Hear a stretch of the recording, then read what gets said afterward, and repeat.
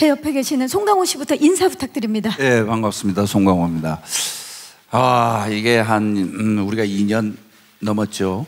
영화 시작한 게 2년이 훌쩍 넘어가지고 우여곡절, 여러분도 잘 아시다시피 또 개봉도 한 2번 연기를 하고 드디어 여러분들께 소개를 하는 시점이 와서 너무 기쁘고, 평소 존경하고 좋아하는 우리 동료 배우들 또 후배 배우들과 같이 인사드리게 돼서 영광스럽게 생각합니다. 네, 반갑습니다. 이병헌 씨 인사 부탁드립니다. 네, 저도 마찬가지고요. 영화를 개봉한다는 소식을 들었을 때도 진짜 개봉을 하나 생각을 했는데, 이렇게 저희 배우들 다 같이 모이고 또 기자분들이 이렇게 많이 와주시고 오래간만에 얼굴 뵙고 그러니까 반갑고 또 이제 좀 실감이 나는 것 같아요. 이제 실감 나시죠? 네. 전도연 씨 인사 부탁드립니다. 네, 안녕하세요. 전도연입니다. 네, 저도 이렇게 저희 비상선언이 개봉을 하게 돼서 굉장히 기쁘고 사실 꿈만 같아요. 그리고 지금 이 자리에 있는 것도 너무 오랜만이라 굉장히 떨리는데 저희 비상선언 잘 부탁드리겠습니다. 감사합니다. 네, 김남길 씨. 네, 반갑습니다. 김남길입니다. 앞에 선배님들이 말씀하신 것처럼 저도 사실 이런 자리가 되게 오랜만에 굉장히 떨리고 설레고, 이렇게 여러분들을 또 비상선언을 개봉하는 자리에서 만나뵐 수 있게 돼서 굉장히 영광스럽게 생각합니다. 비상선언 잘 부탁드리겠습니다. 감사합니다. 네, 임시완 씨. 안녕하세요, 임시완입니다. 우선 이렇게 대단한 선배님들이랑 같이 이렇게 한 자리에서 인사를 드릴 수 있게 돼서 큰 영광이라고 생각을 하고요. 그리고 오랜만에 이렇게 기자님들 앞에서 이런 자리를 갖게 되니까 정말 감개무량한 것 같습니다. 이런 자리가 당연한 자리였었어야 하는데 한 2, 3년 동안 이런 자리가 없으니 이런 자리가 더더욱 소중한 생각이 듭니다. 어찌 아무쪼록 이렇게 소중한 자리 함께 할 수 있게 돼서 큰 영광이라고 생각합니다. 감사합니다. 네, 김소진 씨. 네, 안녕하세요. 이렇게 많이 그 비상선언 영화를 위해서 찾아와 주셔서 진심으로 감사드립니다. 잘 부탁드립니다. 네, 잘 부탁드립니다. 박혜준 씨. 예, 이렇게 기다려왔던 영화가 개봉한다니까 너무 기분 좋고요. 또 이렇게 많이들 찾아주셔가지고 너무 기분 좋습니다. 예, 잘 부탁드립니다. 감사합니다. 네, 한재림 감독님. 네, 저는 이제 촬영을 한 지가 2년이 좀 됐는데, 그리고 몇 번에 걸쳐서 개봉을 하려고 이렇게 상황을 보다가 이제 개봉을 하게 돼서, 그리고 이제 기자님들도 이렇게 많이 찾아주셔서 너무 감사하고, 관객과 만날 걸 생각하니 벌써부터 좀 설레이고 기분이 좋은 것 같습니다. 네, 감사합니다. 네, 반갑습니다. 자, 지금 정말 그 모든 우리 배우분들과 감독님 모두가 이제 실감이 난다, 너무 기쁘다라고 이제 표현을 해주셨는데, 오늘 비상선언이 개봉선언을 하면서 많은 분들이 지금 이제 실감하시는 것 같고, 무엇보다도 이렇게 많은 기자님들이 현장에 함께 하셨다는 건 그만큼 비상선언을 향한 응원의 마음이 크다라는 걸 느끼실 수 있습니다. 자, 감독님, 더킹 이후에 정말 오랜만인데 국내외로 굉장히 뜨거운 작품입니다. 이 비상선언. 이 작품을 기획하시게 된 계기, 그리고 기획 의도 좀 말씀해 주시죠. 일단 이 작품은 저한테 한 10여 년 전에 이제 의뢰가 왔던 작품이었어요. 근데 당시에는 제가 이 작품의 어떤 설정이나 이런 기획이 되게 좋았지만 이거를 어떻게 풀어야 될지 좀 감이 안 와서 그때는 이제 못했었는데, 사실 제가 개인적으로 비행공포증이 굉장히 심하고, 그래서 이 비행기 안에서 인간들이 갇혀 있는 상황에서 재난을 겪는다는 그런 공포가 계속 저한테는 남더라고요. 한 10년 동안 이걸 하고 싶다라는 생각이 계속 들었고, 그 10년이 지나는 동안 불행히도 한국 사회에 어쨌든 크고 작은 재난들이 있었어요. 그 재난들을 이렇게 가슴 아프게 지켜보면서, 그리고 어떤 생각이 좀 떠오르더라고요. 이 작품을 해야겠다. 그리고 이 작품으로 할 말이 좀 생긴 것 같은 그런 느낌이 좀 들어서 더킹 이후에 이 작품을 하게 됐습니다. 네, 그 개인적으로 이제 비행기 공포증까지 이겨내시면서 촬영하신 그런 작품이겠네요. 네, 네, 그렇습니다. 네, 감사합니다. 자, 그럼 배우분들께 좀 여쭤볼게요. 대한민국을 대표하는 배우분들이 지금 한 자리에 계셔서 보고도 눈을 의심하게 만드는 이 캐스팅, 이 작품에 참여하게 된 계기, 이유, 송강호 씨부터 좀 말씀 부탁드릴게요. 저는 이제 한재림 감독님하고 세 번째 작품을 우아한 세계, 관상 이렇게.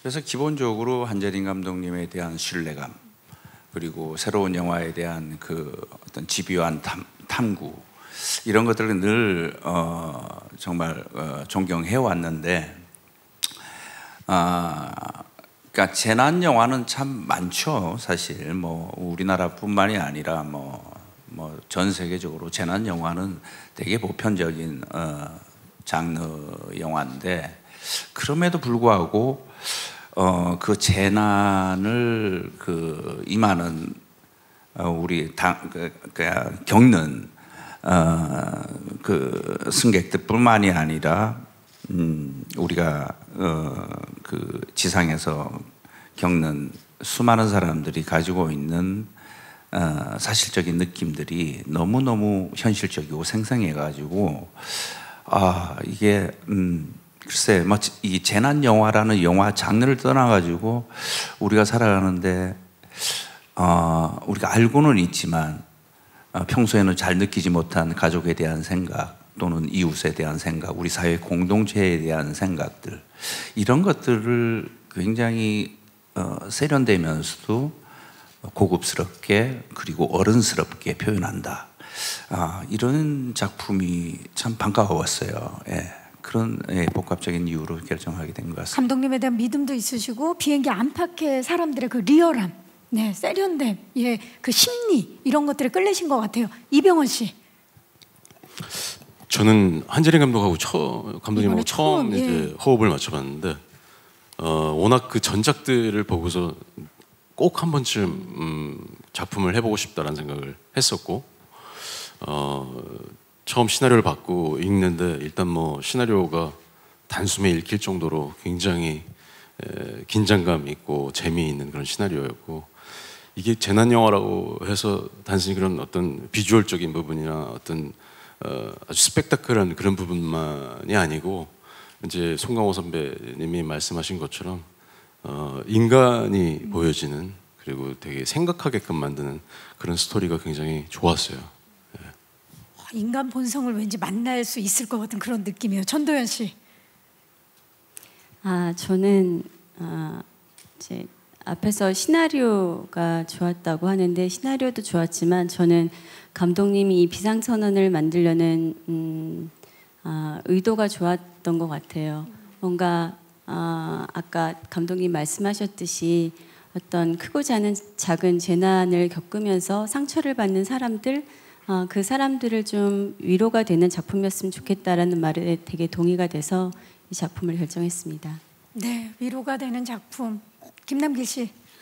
네, 저도 한재림 감독님하고 이번에 첫 작품인데, 사실 한재림 감독님하고 저하고 인연이 될 법한 기회가 좀 몇 번 있었어요. 근데, 그 전에? 네, 그랬는데 그게 좀 잘 안 되다가, 원래는 콘티 작업을 하고 계시고 있는데 제가 사무실을 갔다가 거기서 우연찮게 뵙고 나도 뭐 하나 있으면 하고 싶다 이렇게 얘기를 이미 언지를 살짝 드렸군요. 그래가지고 이제 작은 역할이라도 이제 또 아까 앞서서 선배님들이 말씀하신 것처럼 이 재난에 대해서 사실 지금 현 상황이 우리가 그런 시대를 조금 거쳐왔고 또 이겨내고 있고 극복하고 있는 과정 안에서 어떻게 보면 현실이 이 영화보다 더 영화 같은 현실 안에서 우리가 이걸 어떻게 좀 보여줄 수 있을까, 그리고 아까 도현 누나가 얘기하신 것처럼 그런 위로를 전할 수 있는 작품일 수 있겠다 싶어서 저도 선택하게 됐습니다. 네, 정말 마음을 움직이는 작품.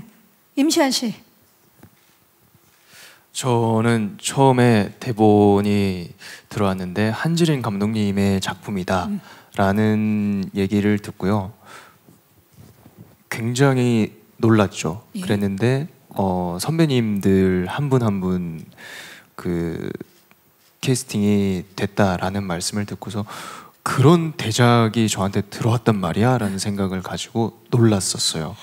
근데 그 뒤로 이제 감독님이랑 미팅이 잡혔다 라고 말씀하시니까 그게 진짜 내가 할 수 있는 건가? 라는 생각이 들었는데 이제 제가 또 캐스팅이 되고 나서 또 안심이 안 되는 거예요. 너무 실감이 안 나니까. 이게 픽스가 된 건 아니니까, 그렇죠? 이게 또 될 때까지는 모르니까 그쵸. 이 진짜 내가 이걸 한단 말인가? 라는 의구심을 계속 갖다가 드디어 첫 촬영을 했을 때 네. 안도감을 내가 갖게 됐습니다. 진짜 하는구나. 네. 약간 실감이 안 나는 작품이었어요, 저한테는. 영화만큼 흥미로운 우리 임시완 씨의 의식의 흐름에 대해서 네. 말씀해 주셨습니다. 자, 김소진 씨.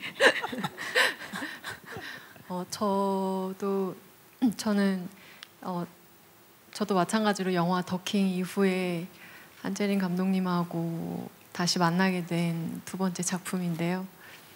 사실 개인적으로 그것만으로도 충분한 이유가 됐었던 것 같아요. 어떤 작품일까 궁금하기도 했지만 어떤 이야기를 하게 되든 감독님이 풀어내는 연출에 대한 기대와 신뢰감을 갖고 있었기 때문에 다시 이렇게 작업을 할 수 있는 기회가 주어졌다는 것에 대해서, 그리고 또 모험을 또 할 수 있는 그런 역할을 제안해 주셔서 감사한 마음으로 또 설레는 마음으로 참여하게 된 것 같습니다. 네, 더킹 이후에 또 이번에 비상선언을 통해서 만나셨습니다. 박혜준 씨. 네, 뭐 저도 마찬가지로 처음에 이제 저 감독님이 작품 하신다고 해서 굉장히 감독님이랑 작품을 되게 하고 싶었거든요. 그 전작들에 대해서 되게 좋게 봐서. 그래서 그것도 그런데 또 선배님들도 다 하신다고 하니까 이게 이거 뭐 안 할 이유가 없다 이런 생각을 했고, 그 다음에 작품 너무 재밌게 봤고, 또 제 역할 자체가 또 되게 제가 잘할 수 있을 것 같은 생각도 들어가지고. 자신감을 느끼시고. 예, 그래서 뭐 했습니다. 예. 예. 좋습니다.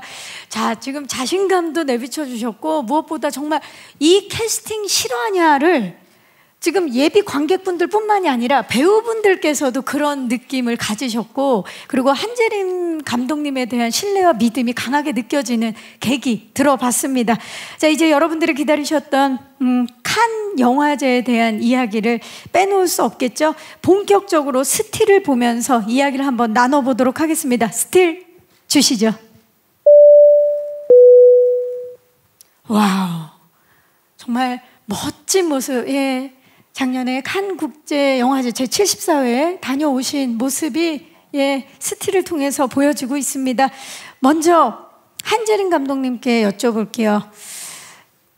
칸 영화제 그 오프라인 현장에 직접 참석하신 소감 좀 여쭤보겠습니다. 일단 뭐 여기 송강호 선배님이나 뭐 전도연 선배님 그리고 이병헌 선배님 는 칸을 이제 많이 편하게 자주 가시는 분들이신데 저는 처음 사실 갔던 거고, 네.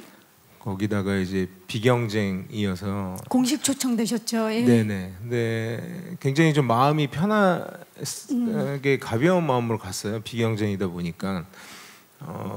그래서 마치 뭔가 여행하듯이 여행하는 마음으로 좀 설레이고 너무 선물 받은 것 같은 느낌, 행복한 느낌으로 갔는데 그렇게 가볍게 막상 가보니까 이렇게 거기 관객분들 그리고 저 리미에르 극장 이런 어떤 전통 그리고 그들의 영화에 대한 예의 같은 것들이 굉장히 마음에 많이 와닿았어요.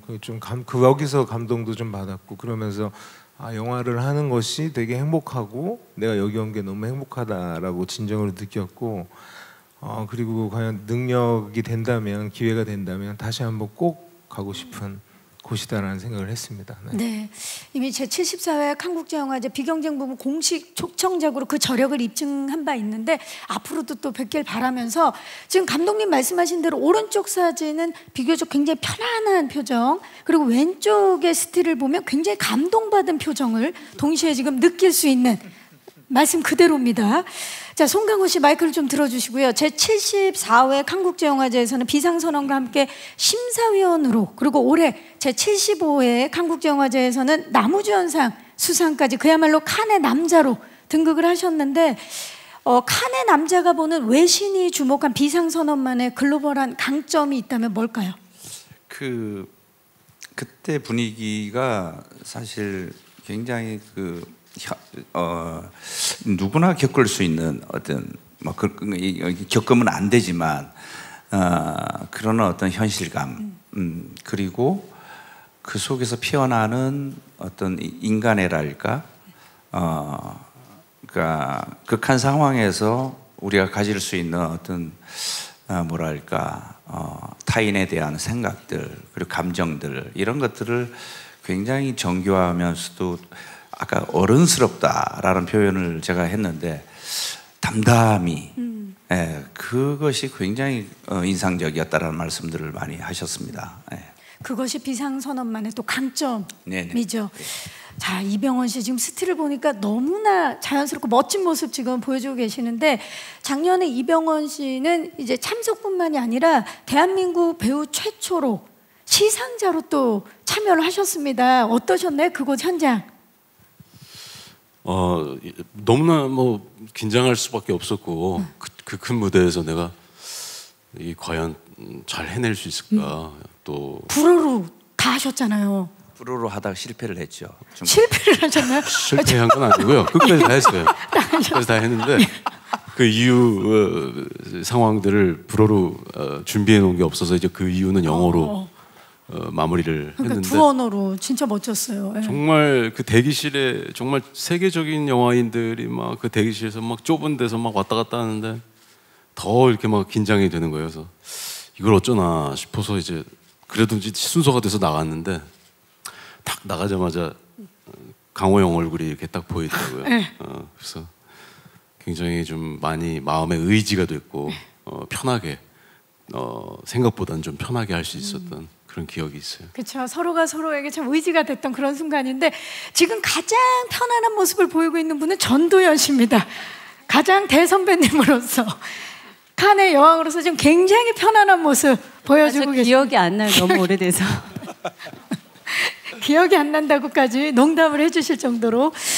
자, 우리 임시완 씨도 다녀오셨어요. 사실 그곳에서 집행위원장이신 그 티에리 프레모가 이런 말씀을 하셨어요. 완벽한 장르 영화의 탄생이다. 이런 극찬. 그리고 해외 언론들도 호평 일색이었는데 직접 다 느끼셨잖아요. 어떠셨나요, 시완 씨? 우선 칸 영화제를 가는 것 자체가 되게 흔한 일이 아니기 때문에 저한테 있어서는 굉장히 선물 같은 일이기도 하고, 그리고 전적으로 감독님과 선배님의 덕을 톡톡히 봤던 그런 영화라고 생각이 들고요.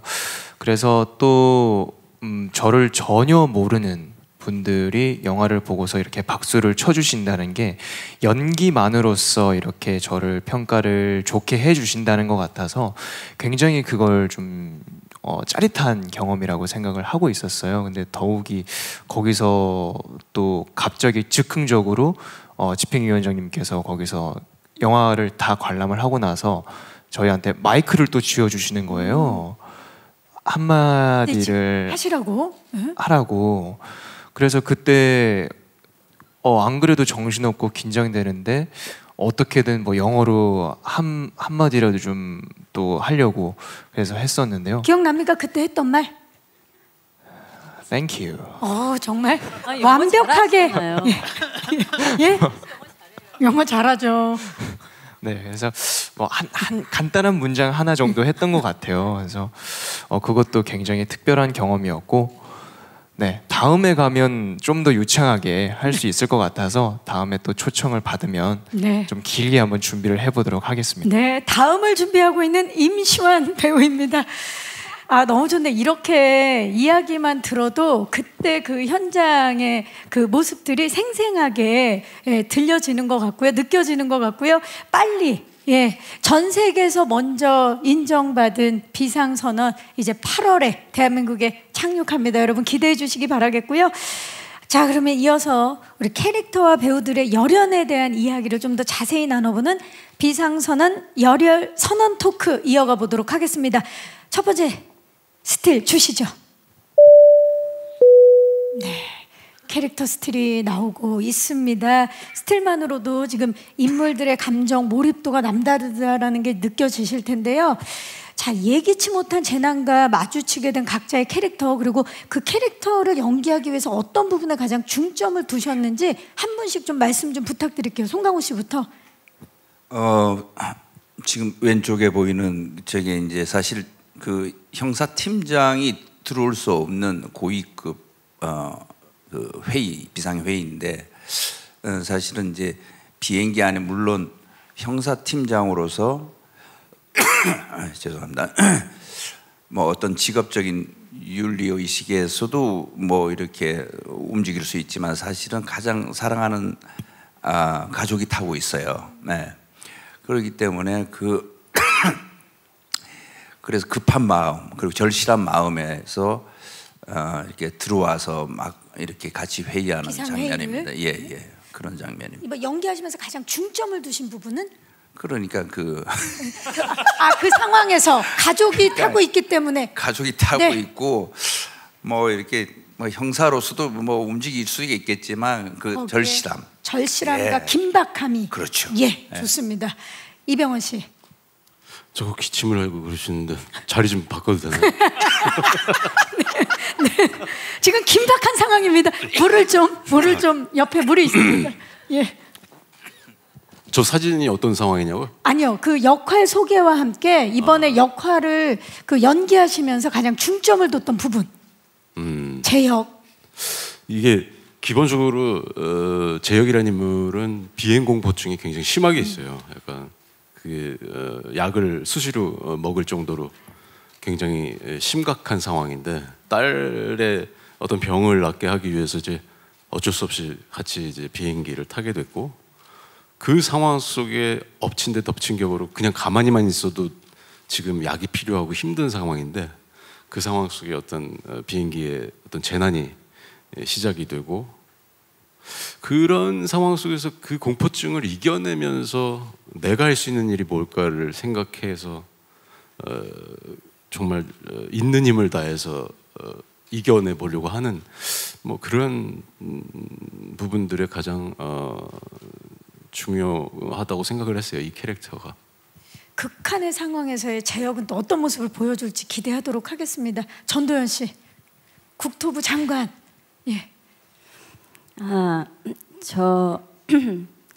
비행기 안에서 벌어지는 일이기 때문에 사실은 되게 어떤 대처 방식이 수동적일 수밖에 없고 그리고 아까 앞에서 송강호 씨가 얘기했지만 저렇게 회의를 통해서 뭔가 그냥 이상적이지만 현실 가능하지 않은 이야기들만 난무할 때 그 송강호 씨가 맡은 인물이 이노라는 인물인데 이노라는 인물이 좀 더 현실적인 해결 방법과 어떤 그런 대안을 내놓으면서 그 같이 협력해서 지상에서 할 수 있는 그리고 그 사람들을 구하기 위해 할 수 있는 일들에 대해서 뭐 열심히 진심을 다해서 최선을 다하는 그런 역할이었어요. 그런 역할을 또 열연해 주셨어요. 전도연 씨께서. 진짜 잘 어울리셨어요. 누나가 그 대본에 나와 있는 대사나 국토부 장관이 하는 대사가 이거는 진짜로 그 스키 역할이 국토부 장관이 전도연 선배다라는 거를 딱 듣고 있을 때 이거 너무 적절하게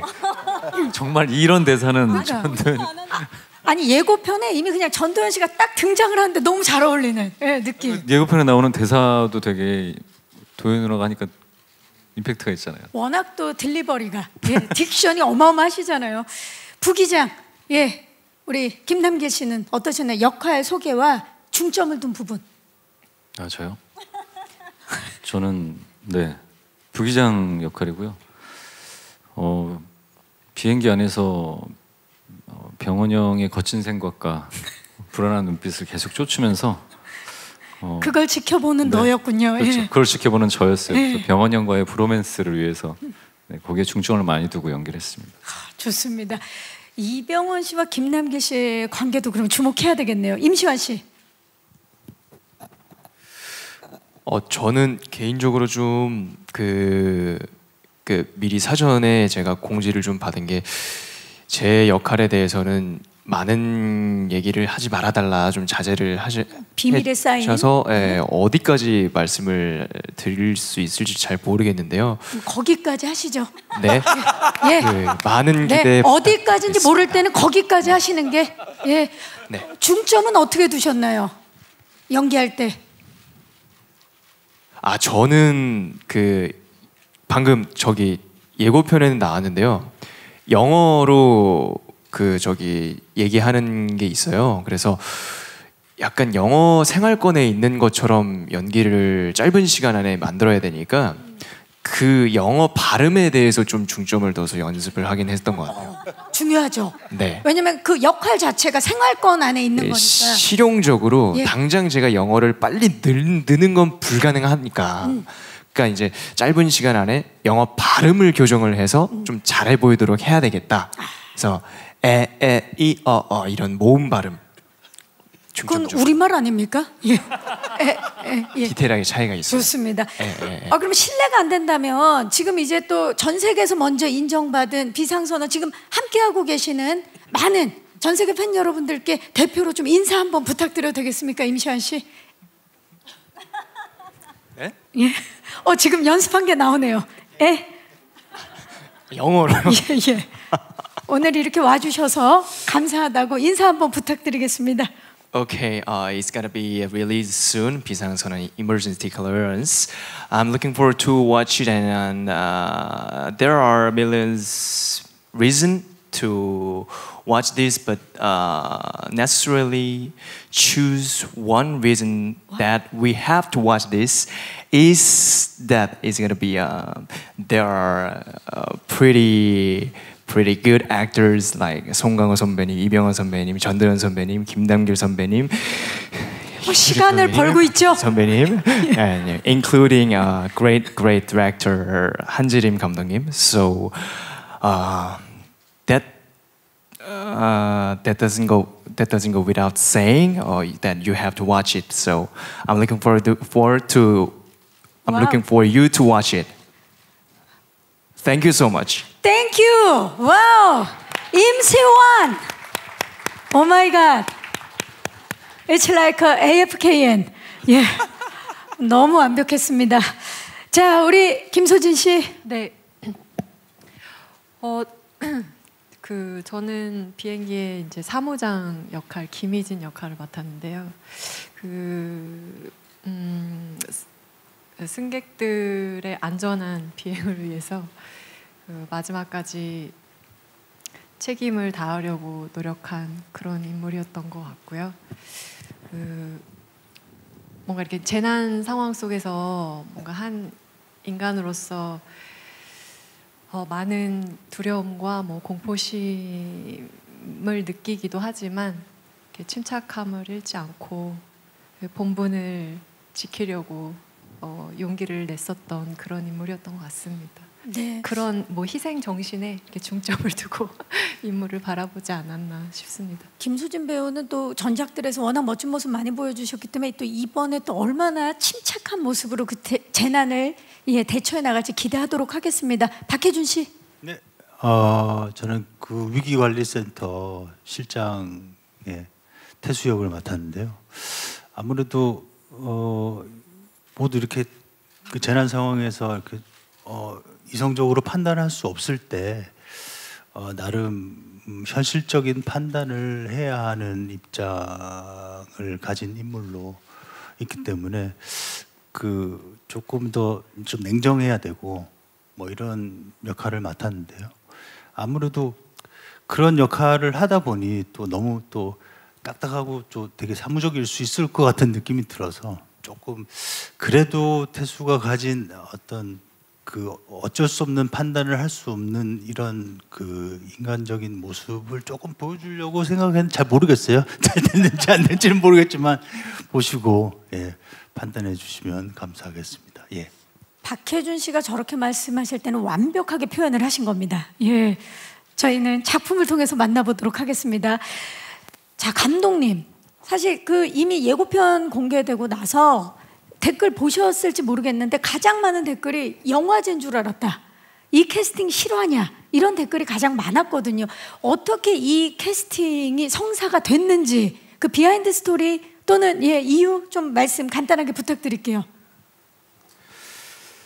사실 여기 계신 배우분들이 특히 송강호 선배님이나 이병헌 선배님, 전도연 선배님 같은 분들은 뭔가 한국 영화뿐만 아니라 세계적으로 이제 좀 되게 상징성이 있으신 분들이고, 네. 그리고 김남길 배우님이나 그리고 임시완 배우님, 김선진 배우님, 박혜준 배우님도 다 지금 굉장히 큰 작품들에서 주연을 다 하고 계시는 그쵸. 분들인데, 사실 감독이라면, 그리고 영화계 제작자나 감독이라면 전부 다 캐스팅을 하고 싶어 할 거예요. 그런데 이런 분들을 이렇게 다 이 영화에 같이 참여하고 찍게 된 것 자체가 저도 좀 사실은 혼자서도 안 믿겨졌고, 그리고 이게 왜 이렇게 된 거지라도 저도 궁금했었고요. 그리고 찍으면서도 사실 그게 제가 혼란이 자꾸 왔었어요. 제가 몇 개 영화를 찍는 것 같은 느낌? 그렇죠. 이게 한 영화를 내가 찍고 있는 건지, 도대체 한 7개의 영화를 찍고 있는 건지라는 생각까지 들 정도로 매번 되게 감사하고 되게 영광이었는데, 막상 찍은 걸 보니 정말 장면 잘 어우러지고, 정말 장면 선배님들, 배우분들이 잘 살아 있어서 역시 그 관록과 뛰어난 연기력 이런 것들에 진짜 정말 감탄했고요. 그리고 여기는 안 계시지만 저희 영화를 보시면 이제 알겠지만, 이제 비행기에 탄 승객분들이 굉장히 많이 나오세요. 네. 이제 그분들 아마 영화를 보시면 그분들의 어떤 그런 연기, 그분들이 많이 또 기억에 남으실 것 같고, 그래서 저희는 참 진짜 영화를 보시면 연기들을 보는 맛에 정말 재밌게 볼 수 있을 것 같다라는 생각이 듭니다. 네, 이 캐스팅을 이루어주신 우리 감독님께 고맙다는 말씀을 드려야 될 정도로 정말 이름만으로도 하나의 장르를 만들어 가시는 우리 배우분들이 함께 열연을 펼쳐주셨는데요. 감독님 깜짝 놀랐어요. 어마어마한 게 그 비행기 세트를 그대로 갖고 와서 촬영하기까지 결코 쉽지 않았을 텐데 말씀 좀 해주시죠, 그 과정을. 네, 그러니까 이게 사실 비행기라고 하는 공간이 웬만한 분들은 한 번쯤 다 타본 경험이 있으시잖아요. 그래서 네.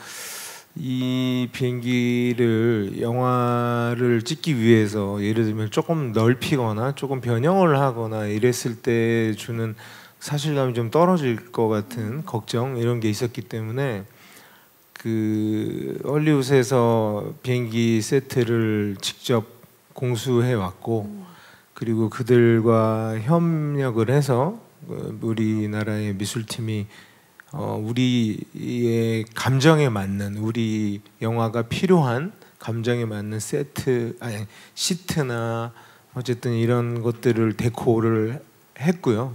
그래서 굉장히 사실감 있는 비행기를 만들려고 노력을 했고, 조종관도 마찬가지였고, 그리고 또 김불, 이 비행기의 움직임들이 사실은 어떤 영화는 카메라만 흔들어서 이제 그거를 페이크하기도 하지만, 그랬을 때 그 인물들의 미세한 움직임, 그리고 비행기 내부의 캐빈이나 이런 것들의 조금 의자나 이런 것들의 움직임을 못 살렸기 때문에 우리는 김불이라는 그 한국의 특수효과 업체와 협의를 해서 아주 사실감 있는 움직임을 만들려고 노력을 했고요. 그래서 실제 촬영을 할 때 승무원 출신 어떤 조언을 해주시는 분들이 오셔서 막상 타보고 진짜 비행기와 똑같다 느낌이 움직임이나 그런 느낌을 얘기해 주실 정도로 굉장히 사실감 있게 만들려고 노력을 많이 했습니다. 네. 대단하십니다. 그 리얼함 8월 극장에서 직접 만나보도록 하겠습니다. 자, 우리 오늘 잘해주신 기자님들도 영화 비상선언에 대해서 궁금증 굉장히 많으신 걸로 알고 있습니다. 지금부터는 마이크를 오늘 오신 기자님들께 넘겨보도록 하겠습니다. 질문 있으신 기자님 계시면 벌써 계시는군요. 네. 마이크 전달할게요. 안녕하세요. 네, 안녕하세요. 저 국민일보의 최예슬 기자인데요. 네. 아무래도 비행기라는 협소한 공간에서 이제 연기에 임하시고 재난이라는 소재 자체도 좀 무거운 것 같은데 배우님들께는 연기 임하면서 가장 힘들었던 점, 어려웠던 점 여쭤보고 싶고요.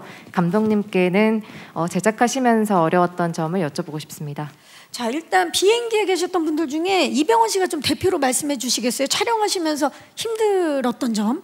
저희가 촬영을 시작을 하고 조금 후에 이제 저희 그 코로나 이제 팬데믹이 시작이 됐어요. 그래서 비행기 안이라는 공간이 굉장히 사실 그 많은 사람들이 들어가기에는 협소한데 정말 100명 가까이 되는 배우들 그리고 스태프들 이 모든 사람들이 이제 이제 배우들은 마스크를 벗어야 되니까 이제 촬영을 들어가기 전에는 그래서 그 촬영을 하면서 계속 모두가 다 걱정을 하는 물론 다 이제 촬영을 시작하기 전에 검사를 받고 다 들어가지만 그럼에도 불구하고 여기저기 촬영장에서 이제 또 환자들이 또 나오기 시작하고 하니까 참 무사히 잘 진행이 돼야 될 텐데 하는 걱정들 속에서 촬영을 우리가 정말 다 비좁게 앉아서 촬영을 했었고 또 아까 말씀하신 그 김불인지 짐볼인지 사실 정확한 발음을 모르겠는데 그 비행기를 움직이는 그 기계를 사용했을 때는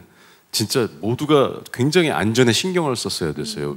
누구 하나 벨트를 잘 못 맸거나 그랬을 경우에 진짜 큰 사고가 날 수 있거든요. 그래서 카메라도 심지어 카메라 감독님은 서서 이렇게 찍어야 되는데 어떤 기둥 같은 데다가 자기 몸을 칭칭 묶은 상태에서 이렇게 돌고 그래서 굉장히 좀 그런 부분들이 혹시나 안전사고가 날까 봐 걱정을 좀 많이 했었던 것 같아요. 그런 부분들에 대해서 많이 신경을 썼던 것 같아요. 첫째도 안전, 둘째도 안전이었던 현장이었네요. 감독님께도 좀 말씀 부탁드립니다. 정말 저도 지금 똑같은 선배님과 똑같은 마음이었는데요.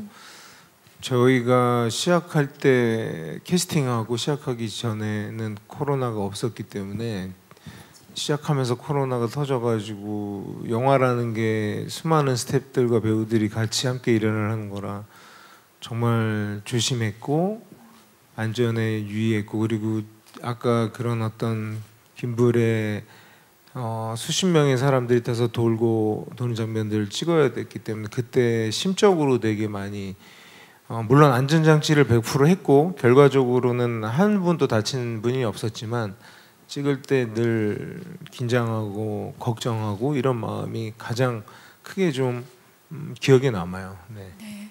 왜냐하면 촬영을 마치기까지 우리 또 감독님께서 고민해야 될 부분이 너무 많았기 때문에 잘 마치셨다고 합니다. 또 질문 있으신 기자님 계시면 마이크 전달하도록 하겠습니다. 계십니까? 네. 여기 중앙의 뒤쪽, 왼쪽 뒤쪽입니다. 안녕하세요, 기자님.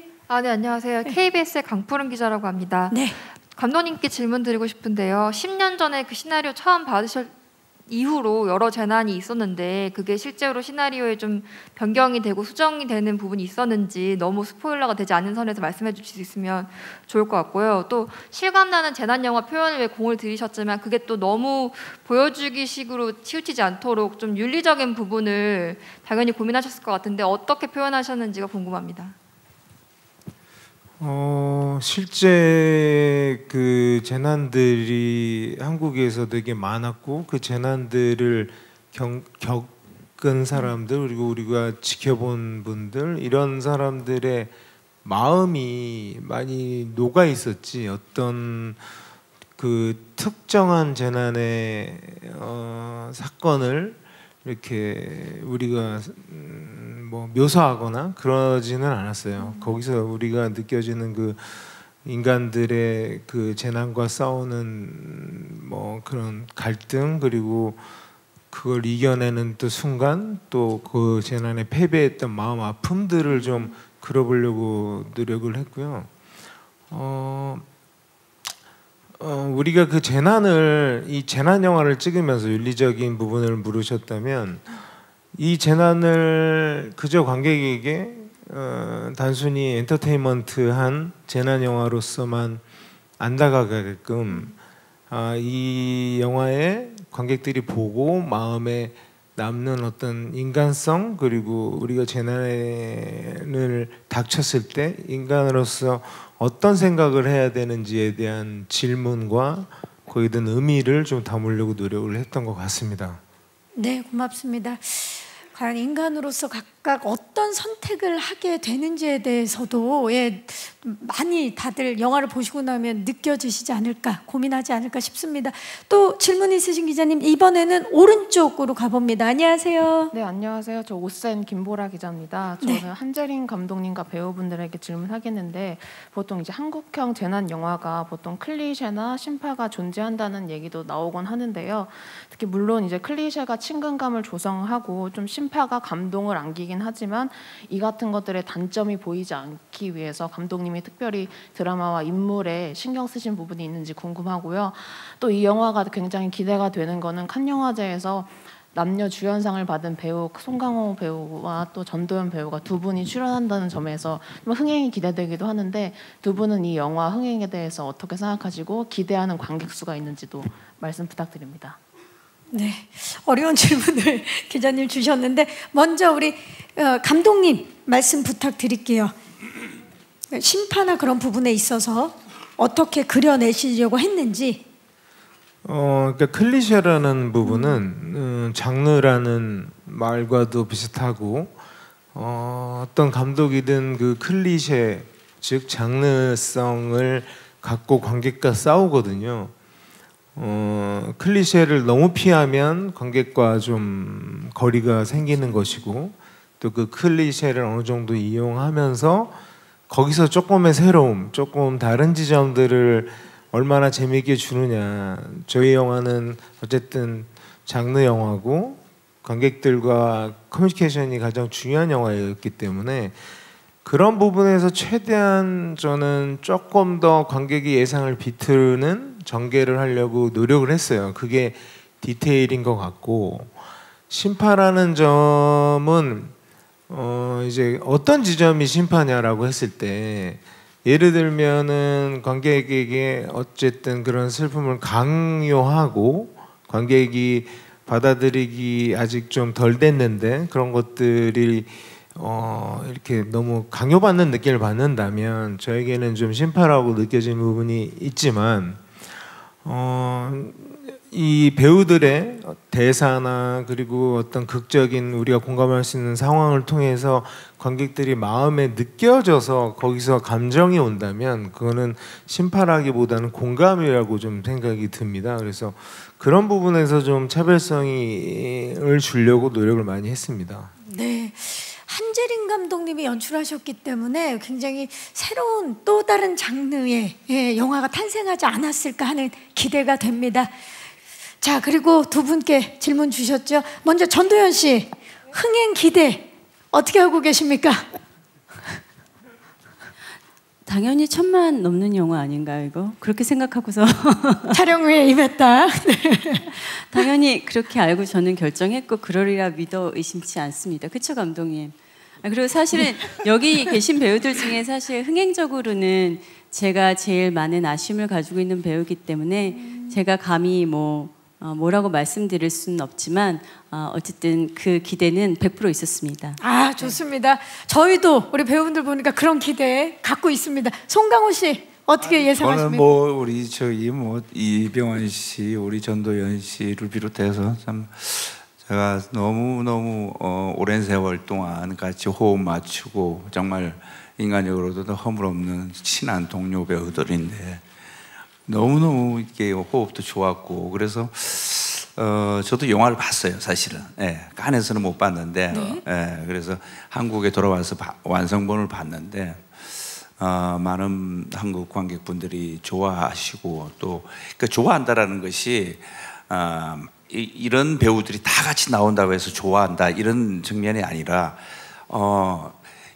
저 많은 배우들 그리고 저 팀워크 앙상블들이 하나의 어떤 이 비상선언이라는 작품을 위해서 정말 톱니바퀴가 돼가지고 이렇게 완성해가는 그런 모습들이 보기도 좋고 또 그리고 아까 심파라고 했나요? 심파 같은 어떤 그런 지점들이라는 것이 이제 심파라는 게 사실은 그 생각하는 거에 보시는 분들의 생각에 따라 다르거든요.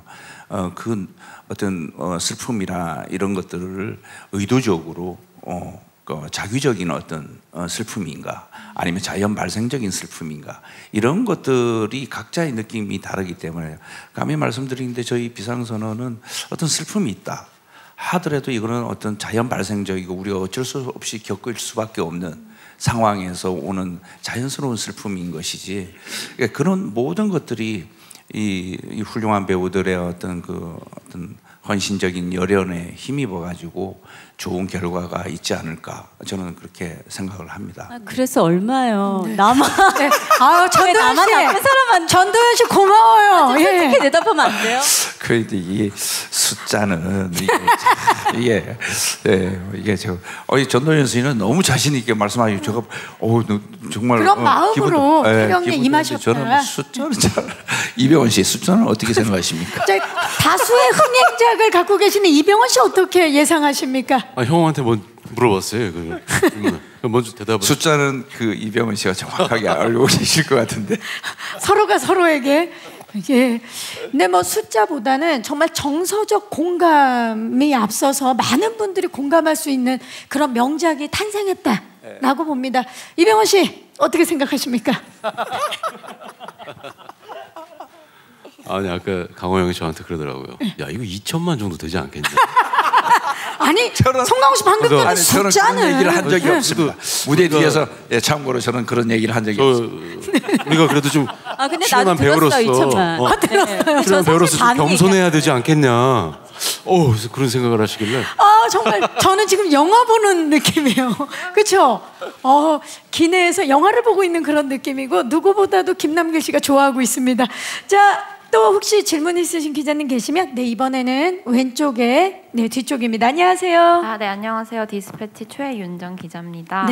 네, 저는 김남길 배우님한테 질문을 드리고 싶은데 이번 작품에서 승객들의 생명을 책임지는 부기장 역을 맡으셨어요. 근데 그 부기장이라는 직업적 연기를 할 때 가장 신경 썼던 것이나 아니면 어려웠던 것이 있는지 한번 여쭤보고 싶습니다. 네, 김남길 씨. 뭐 이렇게 저한테 일단 질문 줘서 너무 감사드리고요.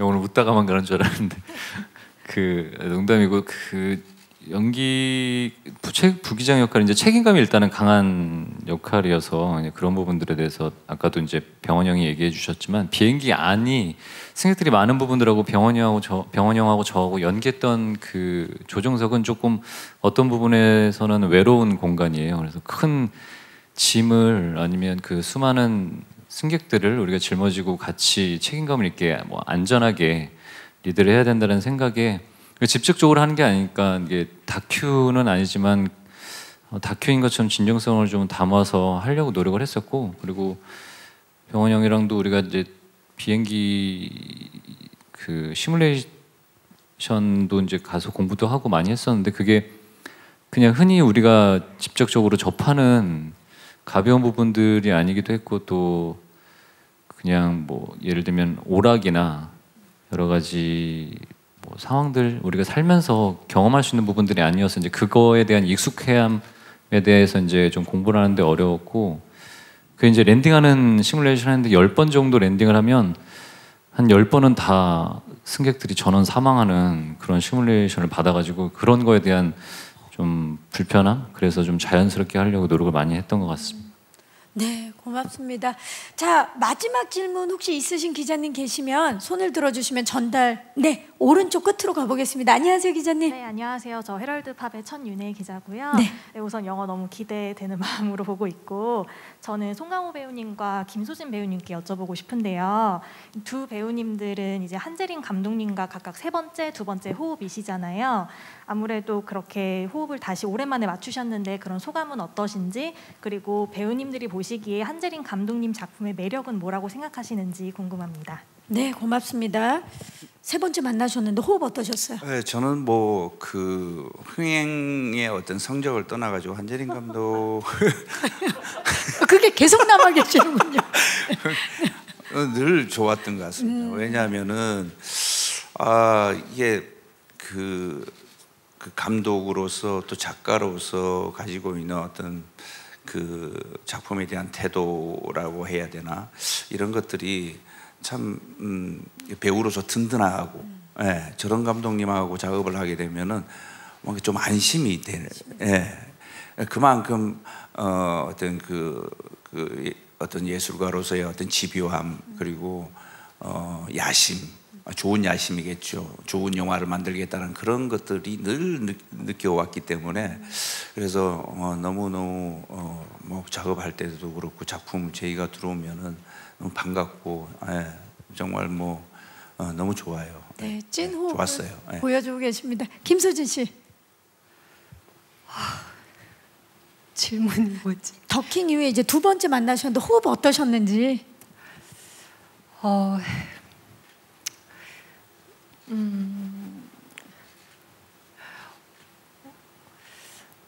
워낙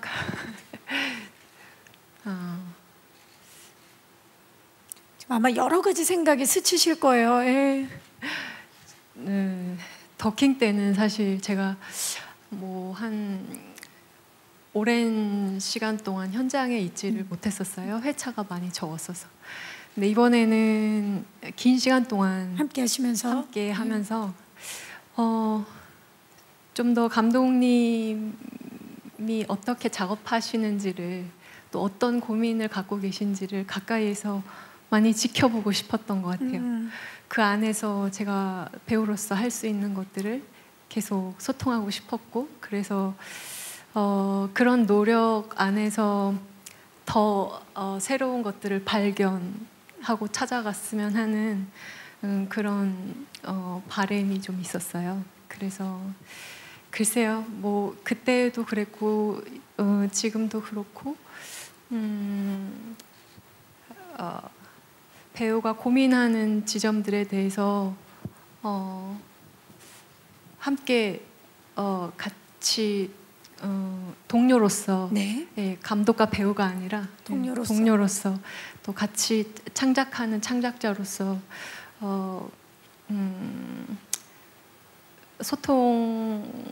많은 소통을 할 수 있었던, 네, 그런 시간이었던 것 같습니다. 함께 네. 고민하고 함께 소통했던 그 현장을 지금 떠올려 주신 것 같아요. 이병헌 씨와 임시완 씨 그리고 박해준 씨는 처음 함께 작업을 하셨는데, 이병헌 씨, 한재림 감독님의 매력 뭡니까? 집요한가? 중요한 부분이죠. 네. 정말 대충이 없어요. 넘어가는 경우가. 그게 뭐든 간에 정말 최고의 것을 뽑아내려고 항상 애쓰는 그런 모습들이 되게 믿음직스러웠던 것 같아요. 임시완 씨, 한재림 감독님의 매력. 작품적으로는 당연히 어떤 그런 그 아쉬운 대로 넘어감이 없는 그런 부분들이 굉장히 믿음이 많이 갔고요. 그래서 더 완성도가 더 높아질 수 있지 않을까라는 생각이 들고요. 네. 개인적인 매력을 말씀을 드리면, 네. 감독님 굉장히 멋쟁이세요. 저도 깜짝 놀랐어요. 오늘도 그렇고 칸에서도 그렇고, 예. 네. 멋쟁이라, 페피라 놀랐다. 자, 그리고 우리 박해준 씨. 일단 뭐 진짜 페피다. 옷도 잘 입으시고 멋있으시고,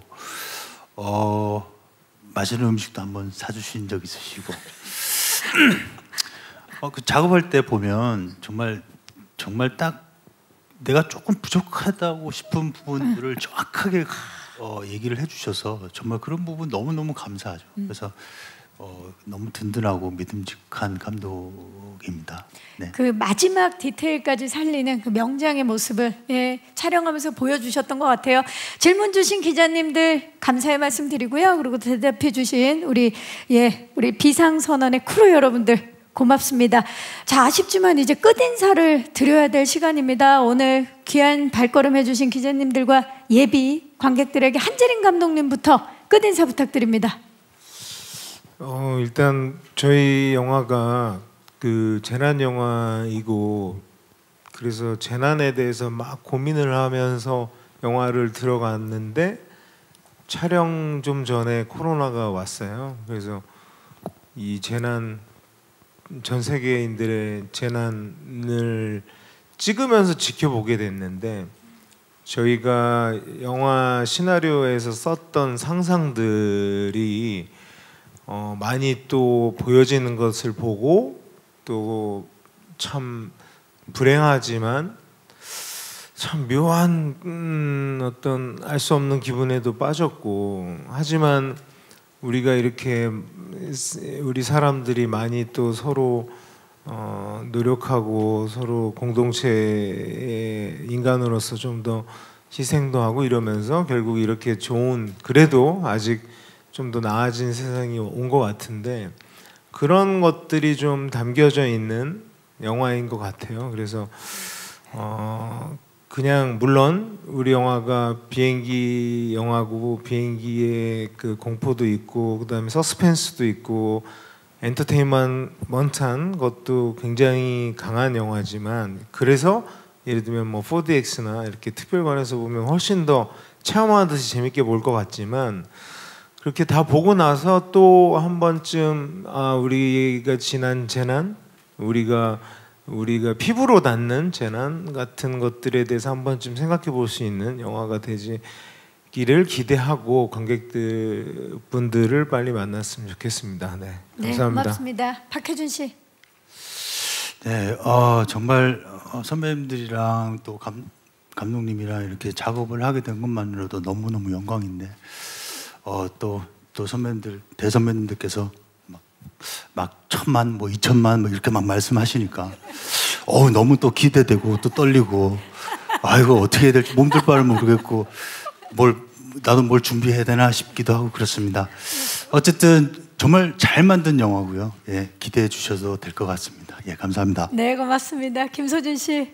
네, 감독님한테도 그렇고 또 함께한 배우분들도 작품을 위해서 저도 좀 도움이 되고 싶었었던 것 같아요. 그게 저의 작은 마음이었고 그런 마음으로 촬영을 했던 것 같고요. 재난을 마주한 사람들의 다양한 감정과 모습이 담겨 있습니다. 우리의 이야기라고 생각하고요. 많은 분들과 함께 공감할 수 있는 그런 영화가 될 거라고 생각합니다. 영화 비상선언 많은 관심 부탁드리고 곧 극장에서 뵙겠습니다. 고맙습니다. 네, 임시한 씨. 비행기 속에서 일어나는 재난을 다루는 영화인 만큼 우리가 굉장히 비행기라는 것 자체가 우리 일상생활에 굉장히 친숙한 교통수단이잖아요. 그렇기 때문에 이 영화를 보면서 충분히 공감이 가능할 만한 그런 가정이고 가설이지 않을까라는 생각에 이 영화를 보게 되면서 여러분들도 충분히 많은 공감대를 형성할 수 있을 거라고 기대를 합니다. 그리고 한 부분 더 좀 꼭 말씀드리고 싶은 게요. 우리 승객분들 모두 한 분 한 분 전부 다 연기를 굉장히 잘하는 배우분들로 꾸려져 있어요. 그래서 그분들의 어떤 연기의 에너지가 굉장하다는 말씀을 꼭 드리고 싶습니다. 많은 기대 부탁드리겠습니다. 네, 고맙습니다. 김남길 씨.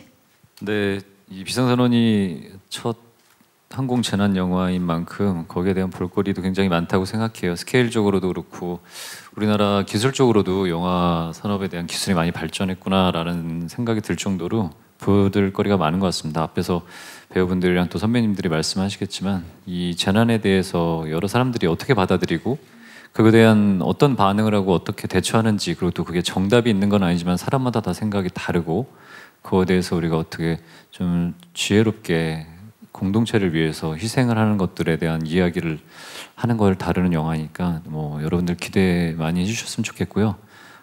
이제 8월에 개봉하면 많은 관심과 사랑 부탁드리겠습니다. 감사합니다. 네, 고맙습니다. 전도연 씨. 네, 그 감독님이 생각하신 비상선언대로 많은 분들이 공감하고 그리고 또 위로가 되는 그런 작품이 되길 바라겠습니다. 여러분 많은 관심과 사랑 부탁드리겠습니다. 감사합니다. 고맙습니다. 이병헌 씨.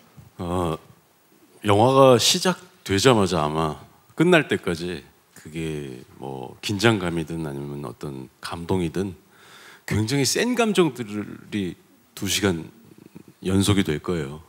그리고 어떤 사람이든 이 영화를 보면서 나라면 어떻게 했을까라는 생각을 분명히 하게 될 거고 그런 영화라고 생각을 하고 또 많이들 기대를 해주셨으면 좋겠습니다. 송강호 씨. 예, 그 어제 좀 브로커 그 마지막 무대 인사를 이제 하면서 느꼈던 또 그 새삼 이게 객석에 꽉 채워주신 관객분들한테 이제 인사를 드렸는데 이제 개인적으로 3년 만에 너무 또 하필 또 이 자리에서 기생충으로 인사드린 게 마지막이었던 것 같아요. 그래서 이 3년 만에 관객분들과 앞에서 직접 인사드리고 이러는 것이 참 우리가 그동안에 참 다 어려운 시간들을 보내면서 이런 반가운 자리를 다시 만나고 이렇게 접할 수 있었다라는 것이, 그것도 서로 소통하고 작품을 통해 가지고 이런 것이 얼마나 소중하고 귀한 것이었나를 지난 시간들을 통해 가지고 느꼈던 새삼 그런 고마움을 전했던 기억이 납니다. 그래서 저희 비상선언뿐만이 아니라 앞으로 한국 영화들이 참 다양하고 풍성한 그리고 그 한국 영화의 저력을 느낄 수 있는 작품들이 많이 소개될 텐데 관객분들과 또 우리 한국 영화를 사랑해 주신 한국 영화 팬 여러분들이 비상선언뿐만이 아니라 많은 한국 영화를 통해서 이 어려웠던 시간들을 이렇게 풍성함으로 이렇게 또 그 어떤 삶의 어떤 양식을 느낄 수 있는 그런 기회가 되기를 바라고, 그 첫 번째 주자가 저희 비상선언이 되기를 진심으로 바라겠습니다. 많이 기대해 주십시오. 감사합니다. 네, 고맙습니다. 자, 오늘 이렇게 비상선언 체크인 탑승한 제작 보고에 귀한 발걸음 해주신 여러분들 진심으로 감사드리고요. 이상으로 이제 인사를 드려야 될 것 같습니다. 2022년 8월 흥행 비상을 앞둔 비상선언에 많은 사랑과 관심 부탁드리고요.